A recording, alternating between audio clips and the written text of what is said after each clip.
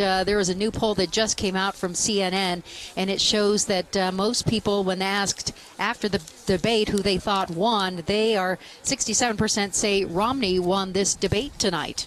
Call 7 investigator John Ferrugia in the studio tonight, taking a look at the big moments from this night. And John, really no big gaffes from either candidate. That's right, Anna Mike. There really weren't. It was a really subdued debate in so many ways. And with me tonight is Dr. Robert Margison. He's from Regis University, and he's the director of debate. And one of the things we both noticed right off the top is that Jim Lehrer had very little control tonight. Oh, they steamrolled him tonight. It was kind of embarrassing, actually, that they just took control of that debate from the get-go and never turned back. Yeah, let's take a look at the candidates and how they dealt with Jim Lehrer tonight. Now, the last point I'd make before 2 minutes is up, sir. No, I think I had 5 seconds before you interrupted me. Was that's a big topic. Can we stay on Medicare? Yeah, we're going to break. Yeah, I want to get to it, but all I want to do is very quickly let's get back to before we leave the Medicare. economy. Let's get back to Medicare. The president said that the government can provide the service at lower cost and without a profit. All right. If that's the case, then it will always be the best product that people can purchase. I'll go on. As you saw, both candidates, basically, as you just talked about, steamrolled Jim Lehrer. The other thing that's interesting here, from a debate standpoint, is Governor Romney addressed the president on each of these. While the president basically ignored Governor Romney, he was addressing the moderator or the camera. Tell me about that. Why is that important?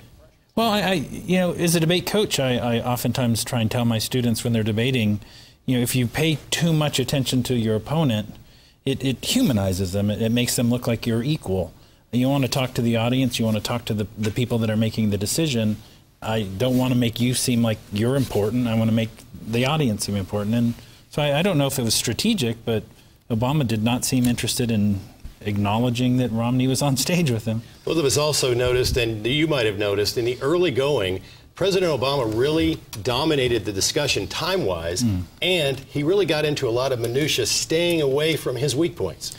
Yeah, I mean, if you go to the first question, which was about jobs, they talked about taxes for what I think was 20 minutes. The second question was about the economy, the state of the economy. They talked about taxes some more, and it was clearly President Obama who directed the discussion towards what he wanted to talk about, away from his weaknesses, towards Governor Romney's weaknesses. He controlled the flow of the debate. He moderated the debate, really, for the first 20 minutes. Do you think at that point it became so boring that some people tuned out? I really believe coming into this that Governor Romney needed a strong early showing to get people energized and excited. In 40 minutes of tax minutia, I would have been on Facebook and at that point. But he did come back at the end and really did well. I thought he had an incredibly strong close. Who was watching it, I don't know. Yeah. But when he was given free rein to just talk about governing, I thought he was great. But who was paying attention? I don't know who was paying attention. A grade for the demeanor of both candidates. What would you say? Probably a B for President Obama. He just seemed disinterested. He seemed tired. Again, I don't know if that was a strategy. He seemed like he would rather be anywhere but there. Romney seemed a little more energized, excited to be there, enthusiastic. You know, he gets a minus on Romney's A minus because he did give control over to the first part of the debate to the president. And finally, one of the things we really noticed at the end, very glaring, in the closing statement, Governor Romney spoke directly to the camera. President Obama was speaking every place else. Let's take a look.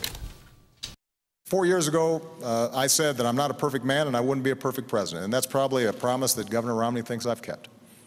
But I also promised that I'd fight every single day on behalf of the American people, and the middle class, and all those who are striving to get in the middle class. I've kept that promise. I know this is bigger than an election about the two of us as individuals. It's bigger than our respective parties. It's an election about the course of America. What kind of America do you want to have for yourself and for your children? Stronger closing statement by Governor Romney.